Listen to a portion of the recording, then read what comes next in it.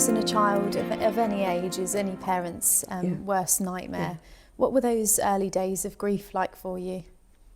Horrible, absolutely horrible. Yeah, shock, disbelief, everything, you know, and I think sometimes families all pull together, which doesn't always happen. You know, I think that's the ideal. People grieve in different ways. And it wasn't a good time. No, not a good time at all. What were your initial emotions that you experienced? My initial feeling was guilt because I wasn't actually there at the moment he died. I think this is a very common feeling, and this is, whilst I've moved on, let's say, or haven't moved on, I've learned to deal with life and made a sort of a new life in the subsequent 9 years. That guilt will always rest with me, and it really, I know deep down it wasn't my fault, but I just wasn't there at that final moment, and it really hurts. Shock. I mean, I'd lost both my mother and my father under very, very different circumstances, but it's strange that the shock of a bereavement is always the same. Just before he passing, you know, sort of a few months later, my son was born, so my granddad never got to meet my son. The grief is always there, it never goes. The way I see it and the way I perceive it is that it's like an open drawer. The moment he passed, the drawer was wide open, and every now and again the drawer will slowly close. It's never fully shut, but it always sort of closes a little bit as you go on. It's 16 years now since he passed away. Yeah. And you know, the pain I felt then is the pain I felt now. Yeah. The sadness is always there, but you learn to deal with it differently.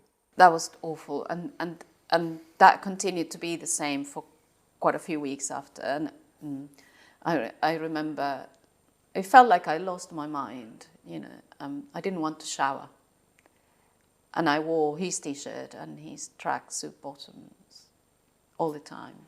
Didn't get out of those clothes. I slept in them. I walked around in them, and I don't remember eating. I remember cooking for the children and looking after them, but I don't remember being able to eat. Sleep was non-existent.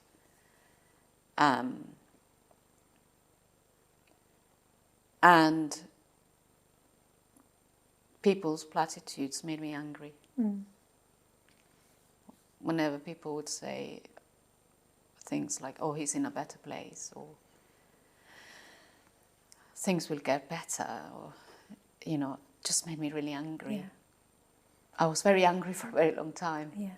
What other things, whilst they're grieving, might they experience? So depending on the journey they had, sometimes they could be quite angry, because I mean, like during COVID, it's been a very difficult time for some people with terminal illnesses, or might have had not being diagnosed and so on. So the family member will be quite angry about what has happened. So on the other hand, sometimes, like I was talking to one of the nurses yesterday in Forest Home Hospice, because people get such a good care. Very seldom do we hear people that have been affected if they've been in Forest Home Hospice. But sometimes they might have had some really terrible experiences. We'll get them to feel angry. There is also one of the stages also called sadness. Sometimes it's called depression. I mean, for me, it will be depression only, like it's quite normal that you're going to be sad. And you will sometimes have some pajama days where you just can't get out of bed. But if these pajama days are more than 3 or 4 days or a week, then I would recommend to go to a GP to just check, are you tipping into the depression because you just can't get any motivation. Can there be an increase in autistic traits as well when someone's grieving? Absolutely, there can be.